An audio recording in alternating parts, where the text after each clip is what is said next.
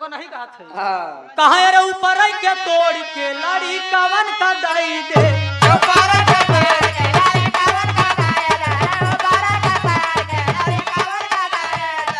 कार बिछावा के लहूरा देवरवा अरे बिछावा के लहूरा देवरवा नीचे कबूरावा ए दुलही नीचे में कबूरावा ए दुलही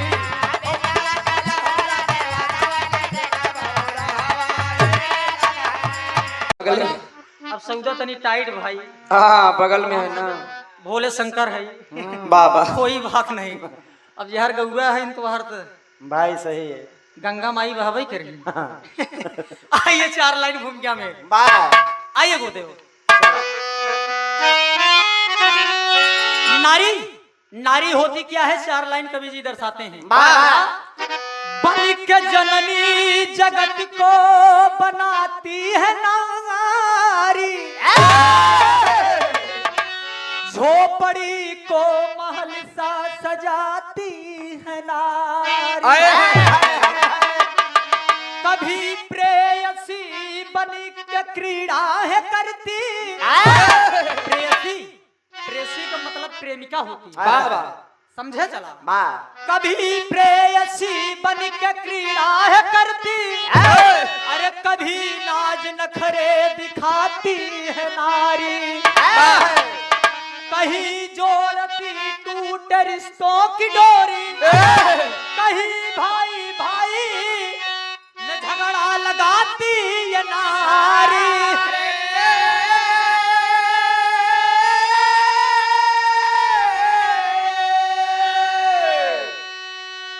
कभी रंग मन में उमंगों की भरती कभी जोग मन में जगा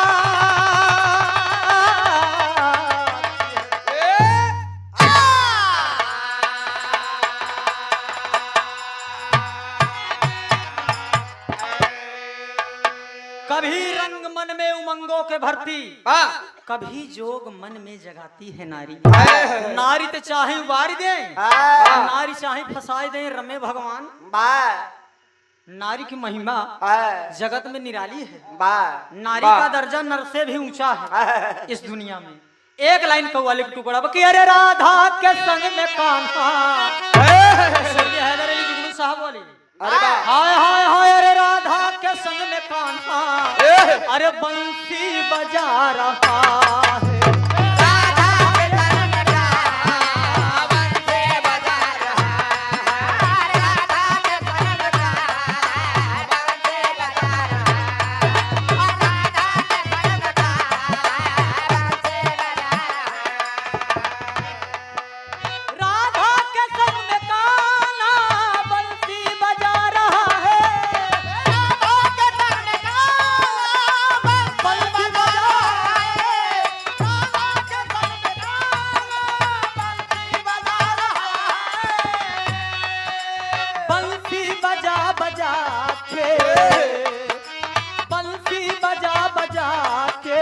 सबको नचा रहा है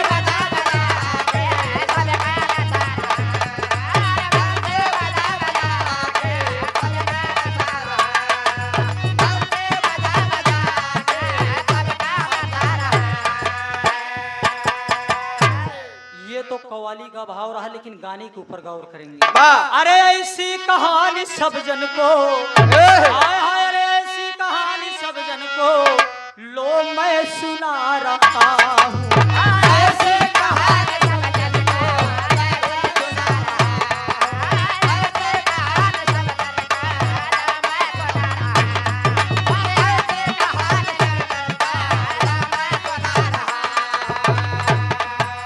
अरे है नारियों की गाथा अरे मैं गाकर बता रहा हूँ गौर करेंगे मुल्क पंजाब में सियालकोटी है सियालकोटी के राजा के राजा न थे शंखपति सियालकोटी के राजा शंखपति उनके 2 मेहरारू एक फुलंदे और के दूसरा जाना थे बतावा के अरे हम ये जाना चाहते हम जाना तो रहे तू लटक गया बा।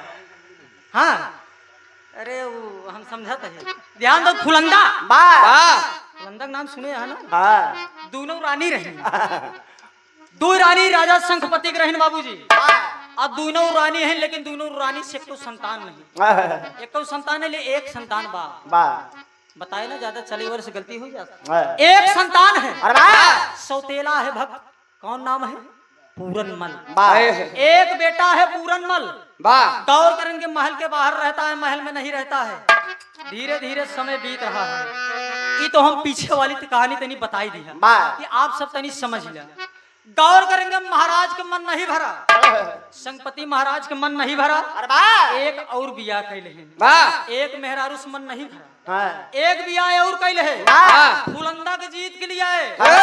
आज जब जीत के लिए आया तो एकदम एक घरे में लगौझी कह दे। मेहरारू अगर एक घर में अगर दू हो जाए लगौझी हो जाता। घरे में लगौझी हो गया। आज जब लगौझी हो गई इधर देख ले बाबूजी भक्त पूरनमल अलग रखने लगा। फुलंदा के साथ ना रहा यार। राजा साहब की पढ़ाई की बढ़िया खूब सिखाई पढ़ाई के रानी फुलंदा अलग लेके रहे। आज जब अलग लेके रहे लग बाबूजी एक लाइन तर्ज बाटे। कहे रे ऊपर के तोड़ के हाय हाय रे ऊपर के तोड़ के एक देखई बड़ी पुरान लाइन बा। ध्यान तो का नहीं कहा था। कहे रे ऊपर के तोड़ के लड़ी कवन का दाई दे।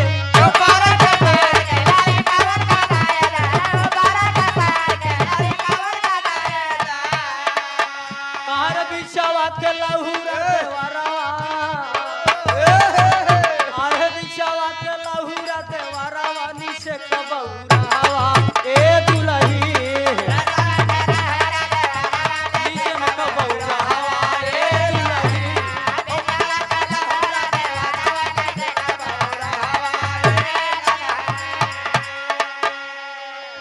अरे चौथे पन में जागल बजवनिया ये बाबू।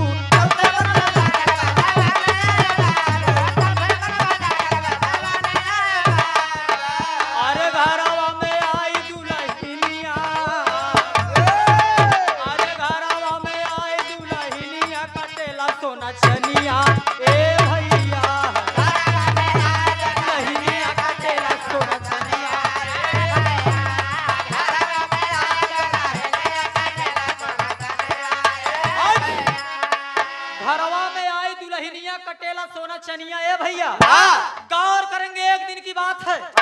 पूरनमल अपने दोस्त मेहताब के साथ घुड़सवारी कर रहा है। घुड़सवारी करते करते उस महल की तरफ जब पहुंचा और जब महल की तरफ जब पहुंचा तो इधर जब बाबूजी फुलंदा जब देखती है पूरनमल को जब देखती है तो उसके ऊपर मोहित हो जाती है। दासी से पूछती आखिर ये है कौन।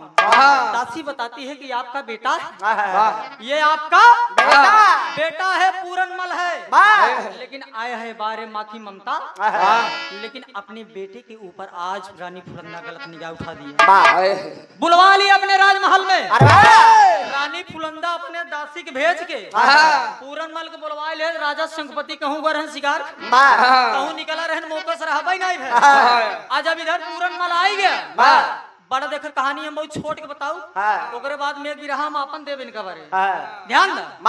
इधर जब पूरनमल आ गया बाबूजी जब पूरनमल आ गया तो आखिरकार रानी फुलंदा जबरदस्ती पूरनमल को पकड़ने लगी। आगोश में लेने लगी।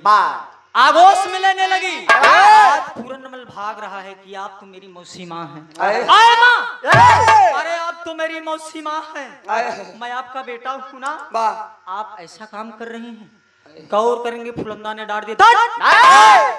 अगर तुम मेरा कहा मान लोगे पूरन आए पूरन अगर तुम मेरा कहा मान लोगे तो ये जान लो मैं तुम्हें माला माल कर दूंगी। अगर मेरी बात नहीं मानते हो ये जान लो तुम्हें अपनी जान से हाथ धोना पड़ेगा।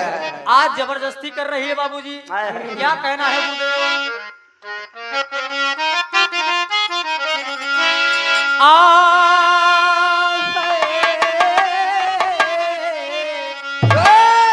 जवनिया जागी माई के भीतरा अरे माँ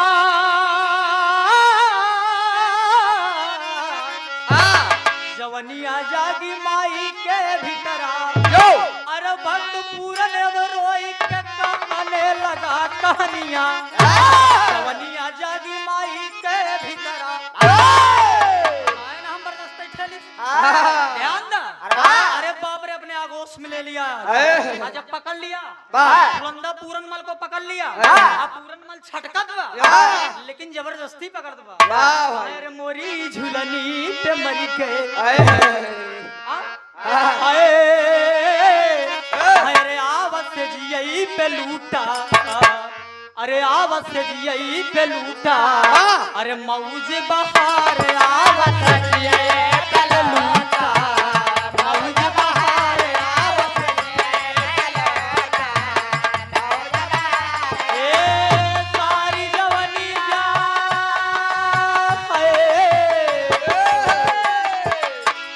सारी जवानिया बातों पे कुर्बान आवत जियई पे लूटा मौज बहार आवत जियई पे लूटा मौज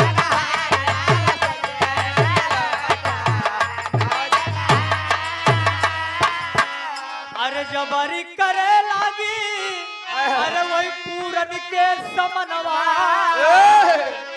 अरे बतिया न मान बोल देख गई मना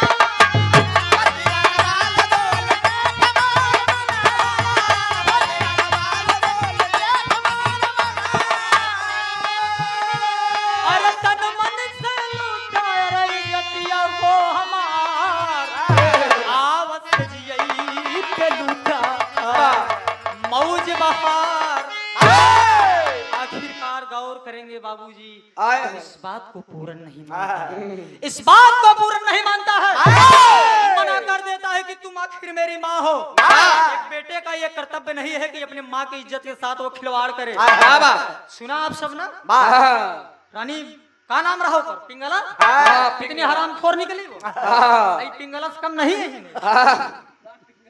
बड़की पिंगला बार काकी जब सब लागे काकी ससुर के करे और ताकी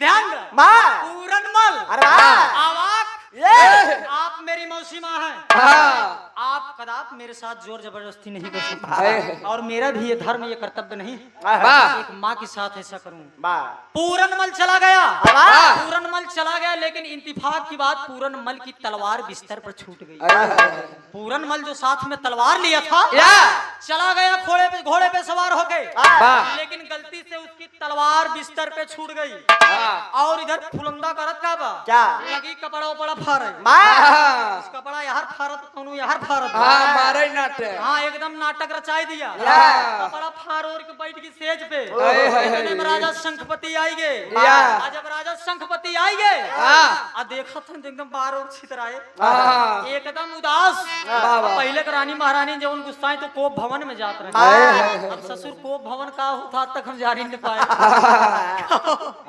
पहले जब ऋषियाई रानी उन्हें कोप भवन में जा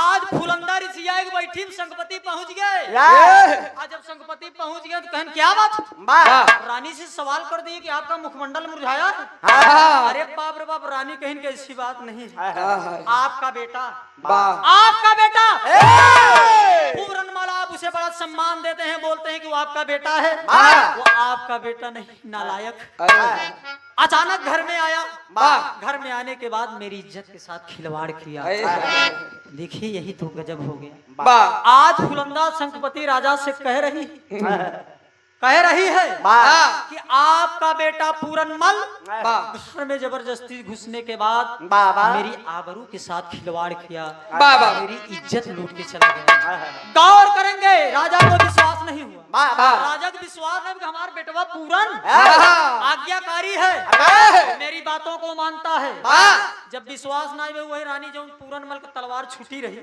दिखाई वही तलवार लिया अब विश्वास कर चिन्ह तलवार के करे साबूत के करे अरे बाप रे बाप शंखपति राजा वो आंख में आंसू आ गए बार मेरा बेटा पूरन विश्वास नहीं था कि तुम ऐसा कर जाओगे आवाज मारे क्रोध में राजा साहब कि बेटा तुमने बहुत गलत किया, हाँ। तुम बेटे नहीं हो, हाँ। कसाई हो, तुमने अपनी माँ की इज्जत के साथ खिलवाड़ किया है। वाह। रानी के बगल बैठा दिए हाँ। और आदेश दे दिए को पूरनमल को बुलवाया जाए। और आज बाबूजी भरी सभा में पूरनमल को बुलवाया गया। वाह। और जब पूरनमल को बुलवाया गया बाबू, गौर करेंगे पूरनमल को जब बुलवाते हैं, वाह। आदेश यही देते हैं शंखपति राजा, आए पूरन, तुमने अपनी मौसी माँ के साथ इज्जत के साथ खिलवाड़ किया है, इसकी सजा तुम्हें अवश्य मिलेगी। आदेश दे दिए जल्लाद को, जल्लाद को आदेश दे दिए बाबूजी, जल्लाद को आदेश यही देते हैं कि ले जाओ जंगल में, मार के इसे फेंक दो, इसकी दोनों आंख हाँ। और कलेजा इसका निकाल के मुझे दे दो, हाँ। तब मुझे ठंडक पहुंचेगी। वाह। अरे बाबू, आखिरकार पूरनमल को जल्लाद जंगल में लेके गया, और जब जंगल में लेके गया तो आखिर करता क्या है बाबूजी, भैरवी वाली लाइन,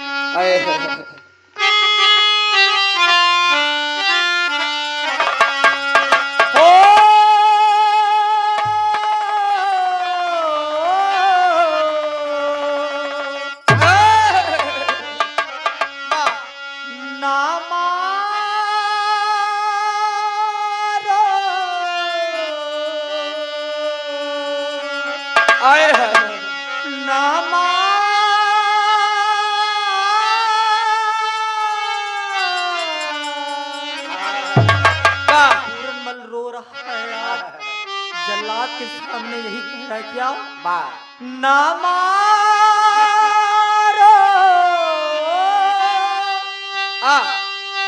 पूरन बेचारा भागा, ना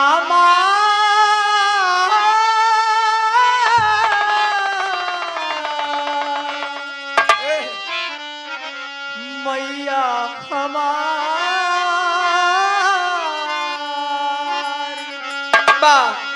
मैया हमारी तड़पे महल में, पिताजी को सूझे नहीं और धसल का नजर में, मुझे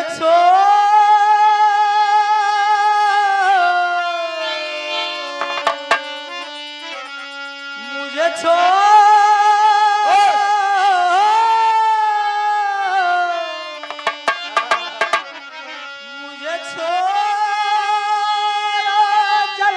जल्लाद, ये पूरन हुआ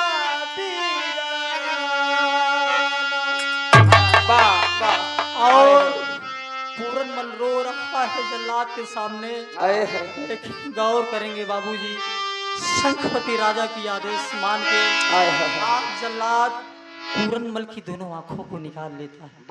आंख निकाल लिया, आंख को निकालने के बाद आज सीना चीरने के बाद कलेजा भी निकाल लिया। निकालने के बाद जल्लाद आज महल में पहुंचाया। महल में आया तो देख रहा है कि राजा शंखपति बैठे हुए हैं, रानी फुलंदा बैठी हुई है, सब बैठे हुए, और जल्लाद लाने के बाद दोनों आंखों को रानी को दे दिया बाबू। जब दोनों आंखों को रानी को दे दिया, और रानी करती क्या है, अरे पैरे से कुचले, अरे पूरन कई नयनवा, अरे भय थे बैठे सभा बीच शंखपति रजना, कलेजा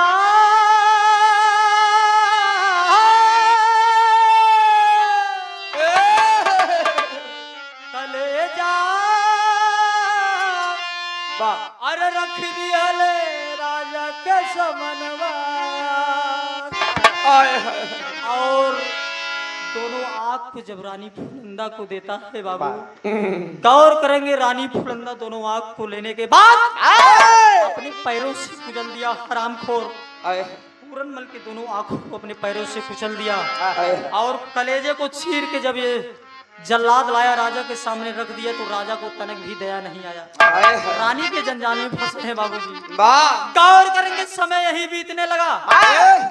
समय धीरे धीरे बीतता गया। आखिरकार जो राजा पूरनमल की जो असली माँ थी, अंधी हो गई बाबू। पूरनमल की याद में अंधी हो गई, अंधी हो गई। धीरे धीरे समय बीत रहा। आखिरकार पूरनमल की लाश जिस जंगल में वो जल्लाद फेंकता है, उसी दिन बाबा गोरखनाथ जी, गुरु गोरखनाथ जी उसी रास्ते से चले जा रहे थे। देखते हैं कि एक कुआं है। गुरु गोरखनाथ जी वही रास्ता जब पकड़ के चला जाते रहे, देखें के कुआं बा।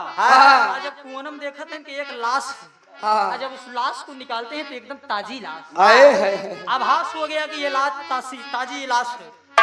गौर करेंगे, लाश को निकालने के बाद आज गुरु गोरखनाथ जी अपने मठ में ले जाते हैं। अपनी विद्या से, अपने तपाबल से, अपनी शक्ति से पूरन को बाबूजी पुनः जीवित कर देते हैं। पूरन को पुनः दोनों आंख हो जाते हैं। वही पूरन जिसकी दोनों आंखें निकलवा ली गई। आज बाबा गुरु गोरखनाथ का आशीर्वाद हुआ, पूरन एकदम सकुशल ठीक हो गया बाबूजी। दोनों आंखें आ गई, कलेजा भी एकदम ठीक ठाक हो गया, चलने फिरने लगा। और पूरन बाबा गोरखनाथ जी के चरण में गिर गया कि बाबा दुनिया में मेरा कोई नहीं है। आए बाबा, दुनिया में मेरा कोई नहीं है। जो भी कुछ है आप है बाबा, आप ही मेरे पिता हैं, आज ही मेरे सब कुछ है। पूरनमल रो दिया बाबा गुरु गोरखनाथ के चरणों में, और गुरु गोरखनाथ जी चरण से उठा लिए। पूरन तुम मेरे बेटे हो, तुम मेरे बेटे हो पूरन। गले से लगाने के बाद शिक्षा दीक्षा दे दिए बाबूजी। और जब शिक्षा दीक्षा दे दिए, आज शिक्षा दीक्षा देने के बाद पूरन मन से बाबा गुरु गोरखनाथ यही कह रहे, बेटा जब तक तुम अपने घर से भिक्षा नहीं पाओगे तब तक तुम्हारा ये फलित नहीं होगा जोगी बनना, गिरुआ वस्त्र पहनना। आज जोगी का भेष बना के पूरन मल श्याल कोटी चल देता है बाबू। वही श्याल कोटी राजा शंखपति के दरबार। समय भी बीत चुका है, कोई पहचान भी नहीं रहा है, बहुत दिन का समय बीत चुका है। राजा भी बुढ़े हो चुके हैं, राजा भी बुढ़े हो चुके हैं, और रानी भी बुढ़ी हो चुकी है। भिक्षा मांगते हुए जब पूरन पहुंचता है बाबूजी, एक लाइन तर्ज बाबूदेव कहा, अरे एक बात मोरी सजनी। सुना, एक मिनट गुरुदेव, हमका फरियावा ही कहा, अरे एक बात मोरी सजनी, अरे गठिया चुनरिया में, एक बात मेरी सजनी, गठिया चुनरिया में, एक बात मेरी सजनी, गठिया चुनरिया में,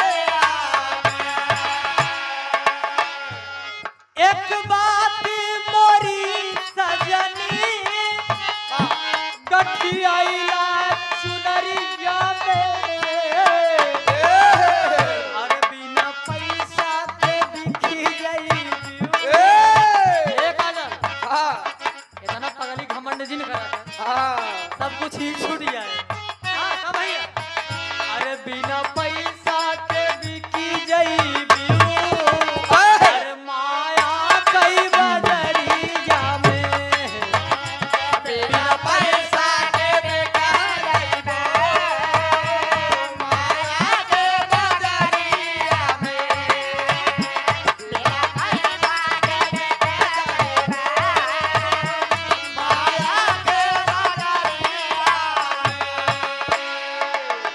बात मोरी सजनी गठियाई ल चुनरिया में, बिना मोल के बिक जईबू माया कई बजरिया में। अरे जोगी बन के देखा,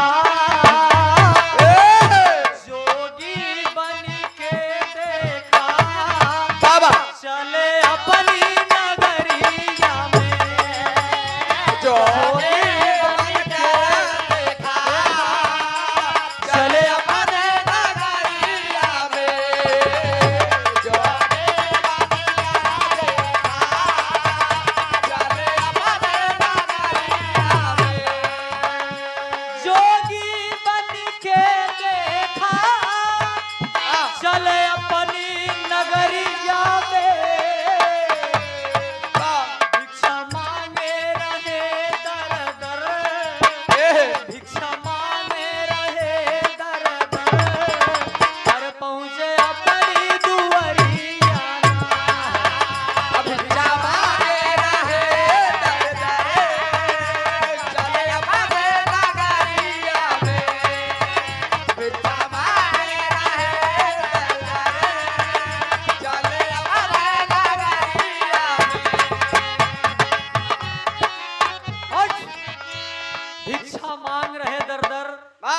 अपनी नगरिया में। हाँ। गौर करेंगे बाबूजी, आज पूरनमल भिक्षा मांगते हुए जब अपने घर की तरफ गया, जब अपने घर की तरफ गया, जब महल में गया, तमाम लोगों का हाथ देख रहा है, बता रहा है कि केकर नसीब में का बा, का लिखा बा। पूरनमल यही बतावत बा।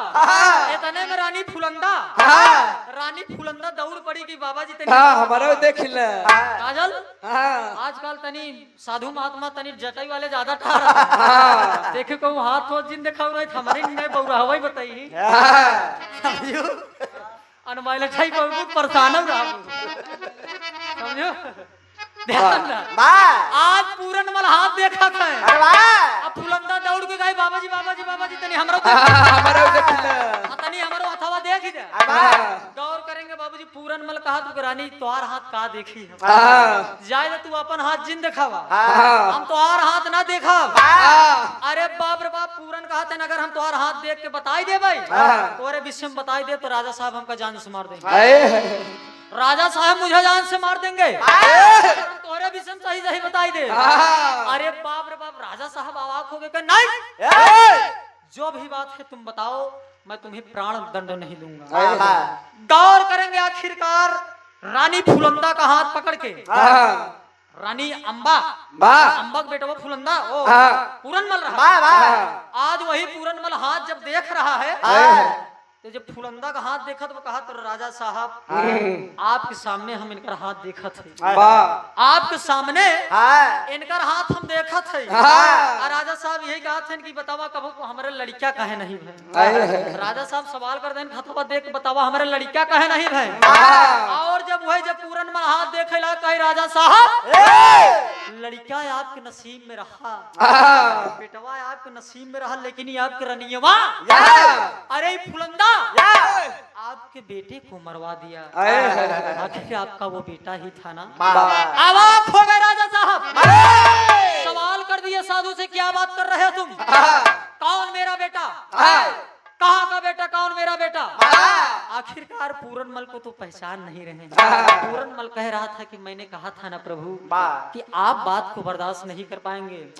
बात उस समय की है जब आपका बेटा पूरनमल किसी की इज्जत को नहीं लूटा था, जबरदस्ती आपकी जो रानी है ये फुलंदा जबरदस्ती पूरन को अपने आगोश में लिया, और जब इसकी बात को पूरन नहीं माना आखिरकार ये रानी अपना पूरा कपड़ा फाड़ दिया, और जब पूरन चला गया पूरन की तलवार जब छूट गई तो वही निशानी के तौर पे इस हरामखोर ने आपको फुसलाया और भकाया, और आपने इस रानी के कहे में आके अपनी फूल जैसे बेटे को बलिदान दे दिया। इतना ही नहीं जल्लाद के हवाले कर दिया आपने, और वो जल्लाद ले जाने के बाद आप बेटे का आंख निकाल लिया। आप कैसे पिता है राजा साहब, अवाक हो गए राजा साहब, सिंहासन से उठ गए। क्या बकते हो तुम, मेरा बेटा पूर्ण निर्दोष था, मेरा बेटा पूरा निर्दोष था। आखिरकार बाबा जी कह रहे हाँ आपका बेटा निर्दोष था। इतनी जब बात सुनते हैं तो राजा साहब म्यान से तलवार निकाल लेते हैं, और जब म्यान से तलवार निकाल लेते हैं तो रानी फुलंदा के ऊपर वार करने चलते हैं। तलवार खींच लिए, तलवार जब खींच लिए तो इधर जो गुरु गोरखनाथ का चेला पूरनमल दौड़ के पकड़ लिए कि नहीं महाराज, इसलिए मैंने नहीं बताया कि आप अपनी रानी को जान से मारेंगे, ना ना ना ना नहीं बतिया गलत बा। और जब तलवार पकड़ लिए तो राजा साहब को अपनी गलती पे पश्चाताप हुआ। जब पश्चाताप हुआ तो आज भारी सभा में रो रहे हैं राजा साहब, रानी फुलंदा रो रही है। रानी फुलंदा से राजा साहब सवाल कर दिए कि ये बात सही है ये जो जोगी कह रहा है। रानी फुलंदा रोते हुए अपनी गलती को स्वीकार करती है, मुझसे बहुत बड़ी गलती हो गई, पूरन निर्दोष था, उसकी कोई गलती नहीं थी, मैंने जबरदस्ती करना चाहा लेकिन पूरन निर्दोष था, मेरे ही कारण उसकी मृत्यु हुई। इतना ही नहीं बाबूजी, जब वो जाने लगा तो इतना पूछ लिया कि महाराज ये बताइए इसी महल में एक बूढ़ी माँ रहती थी, उस बूढ़ी माँ का दर्शन हो जाएगा मुझे। वही बूढ़ी माँ अंबा, ये अंबा पूरनमल के जो ओरिजिनल महतारी रही, एक दोनों आंख से नहीं देख पा रही है बाबूजी। आए आखिरकार जब पूरनमल की आवाज को सुनती है, वाह पूरनमल की जब आवाज सुनती है तो पहचान जाती है कि मेरे बेटे पूरनमल की आवाज है। आए तो रो रही है, चिल्ला रही है। आखिरकार पूरनमल जब पूछ लिया कि महाराज वो बूढ़ी माँ कहाँ है, एक बार उसका मैं दर्शन कर लूं। वाह वाह रोते हुए आखिरकार राजा साहब जब बता दिए कि बगल में ही है, आए पूरनमल दौड़ के गया और अपनी बूढ़ी माँ के चरणों में गिरे कि वाह और जब बूढ़ी माँ अपने गले से लगाया बेटे पूरनमल को, आए तो जान गई कि तू मेरा बेटा पूरन है ना। आए आखिरकार जिसे मैंने जन्म दिया है, आ भला मैं उसे नहीं पहचानूंगी। वाह दोनों रो रहे हैं। पूरन रोना की माँ कि मैं तेरा बेटा नहीं हूँ, वाह मैं तेरा बेटा नहीं हूँ। आए लेकिन आज माँ का कलेजा कह रहा कि तू मेरा बेटा है, आए तू मेरा लाल है। वाह मैंने इसलिए अपने स्तन का दूध तुझे पिलाया है। और रो रही है माँ, लेकिन पूरनमल मना कर दिया कि मैं तेरा लाल नहीं हूँ माँ, हाँ मैं तो एक भिक्षुक हूँ, जोगी हूँ, आए तेरे बेटे ही जैसा बोलता हूँ, लेकिन तेरा बेटा नहीं हूँ माँ। आए गौर करेंगे, पूरनमल भिक्षा लेने के बाद चल दिया, वाह घर से निकल गया। आए घर से निकलने के बाद भिक्षा मांगते हुए अपने आश्रम में चल दिया। इधर बूढ़ी माँ तड़प तड़प आए बाप रे पूरन, धन्य हो ऐसे बेटा। पूरनमल की याद में बूढ़ी माँ तड़प तड़प के बाबूजी बेहोश हो गई। आए और इधर पूरनमल अपने जब आश्रम की तरफ चल दिया तो पेनकर भी रहा। देखा सुना आप सब आए बताएं पिंगला की कहानी। वाह देखा हम बताया ना कि हम डायलॉग बाजी वाला काम नहीं करी, समझो। आज पूरनमल जब चल दिया अपने आश्रम गुरु गोरखनाथ के मठ में, इधर माता अम्बा तड़प रही है, रो रही है और अपना जान दे दिया आए बेटे की याद में। वाह मातारी भैया दादा नहीं तो चलो।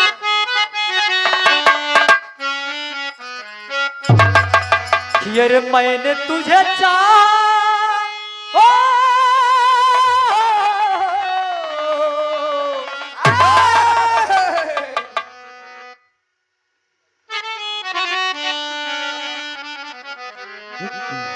और ये देखे दूल्हे राजा जी के बाबा जी बैजनाथ और आदरणीय श्रीमान बैजनाथ जी, दादाजी के तरफ भड़ेवा। अच्छा भड़ेवा के ऐतिहासिक माटी से बहुत बहुत प्रणाम है। राजू भाई तुहार एक ही जगह इशारा गाड़े यहाँ मेरे दोस्त। और मैं चाहूंगा कि आप मंच पे आइए, आपकी बदौलत हम दोनों कलाकार आए हैं। ये तो हम लोगों का कंपटीशन हमारे इनकर चलत रहा था, जहाँ जहाँ हमें भेटाई था हमारे इनकर होत रहा था। ये कौनो नई बात नहीं है। द्रौपदी बोलती अरे द्रौपदी कैली तो हूँ 5 भतार द्रौपदी बोलती। अर्जुन भीम नकुल सहदेव द्रौपदी 5 मन से दूर है, हम गलत नहीं कहत है। अच्छा तो जब द्रौपदी 5 मन से दूर है, अच्छा मैं देखा ये तार्किक बात है, अपने ऊपर मत लेना का जाए। अच्छा जब द्रौपदी के जब 5 मन से दूर है तो मतलब कौने हिसाबे से अपन सिस्टम करत रहा, मतलब 5 जने में भाई झगड़ा हो जाती है, लाठी चली जाती है। 2 जन में लाठी चलते तो 5 पांडव रहे। अब भाई ये देखा खपता राज की बात है, गौर करेंगे। गुरु जी इशारा कर रहे हैं क्या, एक लाइन खड़ी का भाव है, बाद लगाई दे भाई। अरे आश्रम की रहिया, अरे अब तब धर ले पूरन, हाय हाय अरे आश्रम की रहिया भाई तब धर ले पूरन, अरे वही लेके बिछा रहिया तब धर ले।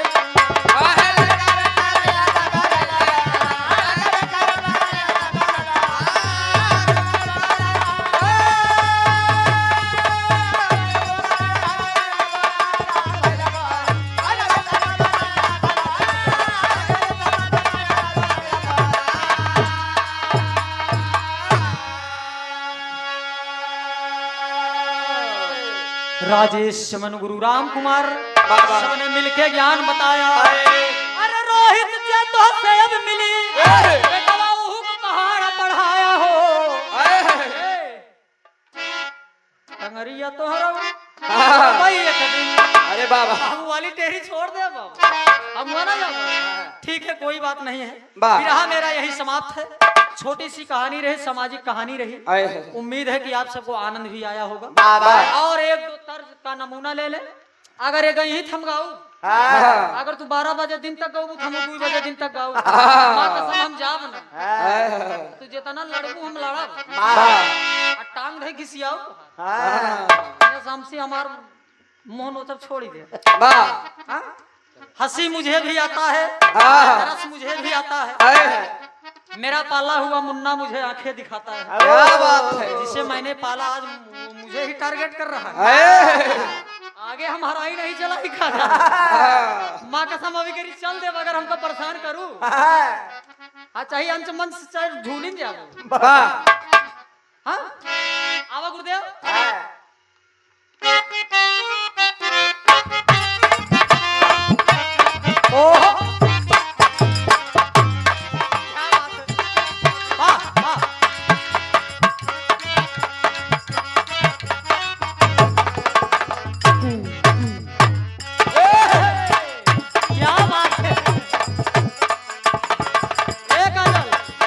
अरे बलमा बाबा, अरे बलमा कदर न जाने बाली रे उमरिया के। अरे बलमा कदर न जाने बाली रे उमरिया के। अरे बलमा कदर न जाने बाली रे उमरिया के। अरे कबले जगा के राखी, कबले जगा के राखी, सुंदर है शरीरिया के।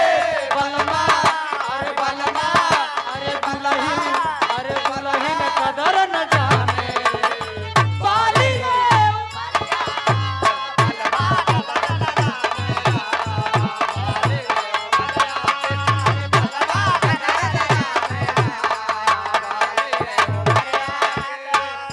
का कर तारू धनी हमके बतावाना। का कर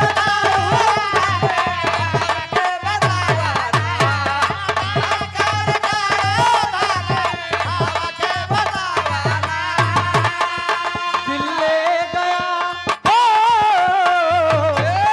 दिल ले गया परदेसी कोई सोचना था।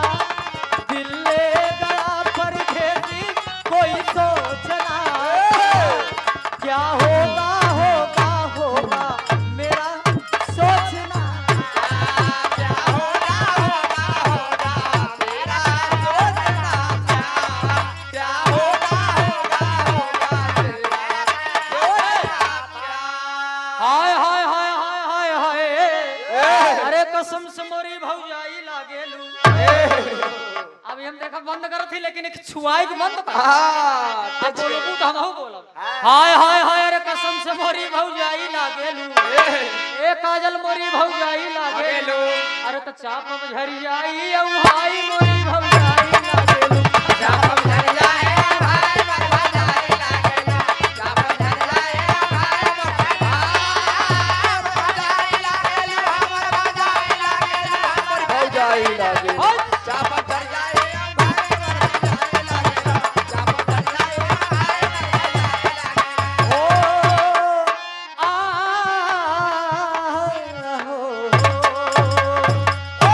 एक लाइन सैया लड़का नियन बजाए दे बस ओकरा। आवा सैया लड़का नहीं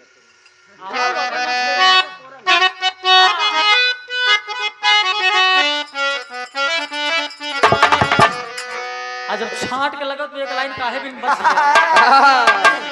इशारा कर रहे हैं कि अरे सैया लड़का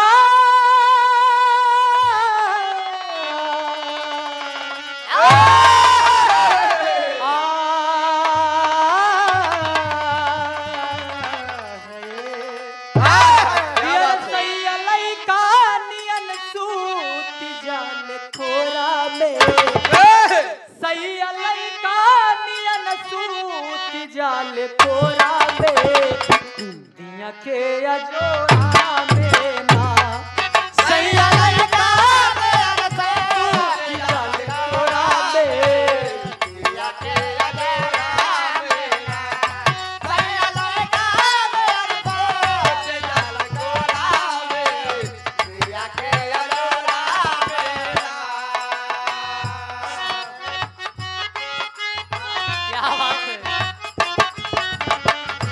रोवा त चूड़ी हमार ए बोला त चूड़ी हमार तन्हाई अकेला में रोवा त चूड़ी हमार तन्हाई अकेला में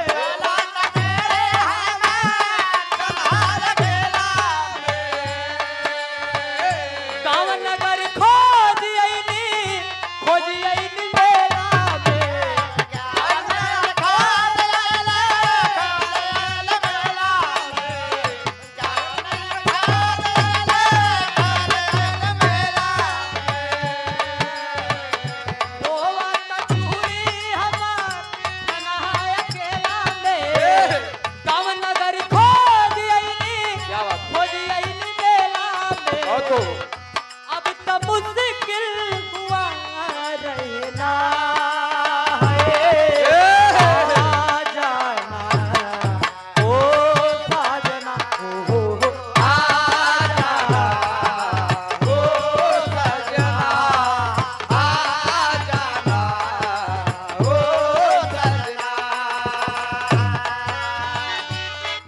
क्या बात है, क्या इशारा है। विरह वियोग में तू जरला किनारा विरह वियोग में तू जरला किनारा विरह वियोग में तू जरला किनारा विरह वियोग में तू जरला किनारा अपने चलदा के याद बोला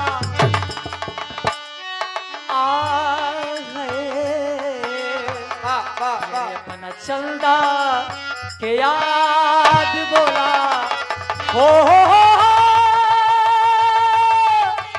ए बलम जी हो राजा राजा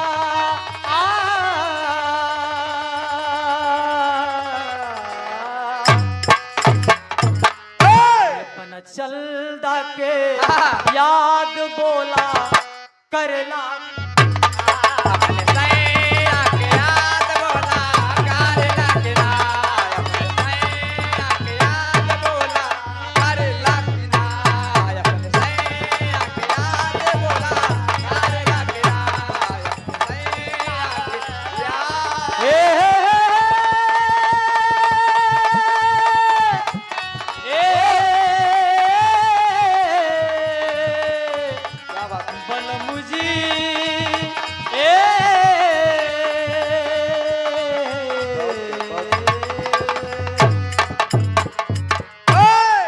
और मैं मंच के माध्यम से चाहूंगा आज के कार्यक्रम के आयोजक जिनकी अहम भूमिका रही इस कार्यक्रम को करवाने में समाज सेवक बड़े भाई आप आदरणीय श्री राजू साहू जी मंच पर तनी खड़ा हुई आपका स्वागत सम्मान हो जाए तनी वो मलवा दा तनी और देगा हां दा वीरेंद्र फोटो निकाला तनी तो ले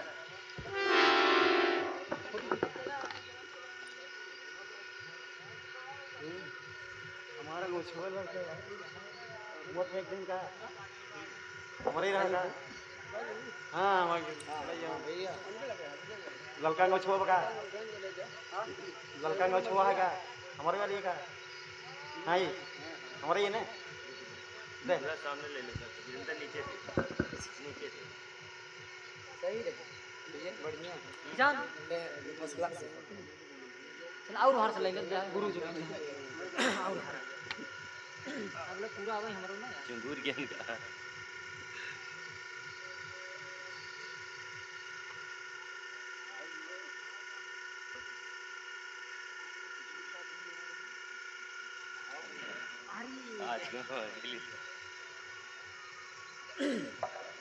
ठीक बा बैठ के आप सब गीत संगीत का आनंद लिए बड़े ही शांत स्वभाव और भाव से। अब अगला नंबर हम काजल को देते अब बिरहा गहीन बिरहा गाऊ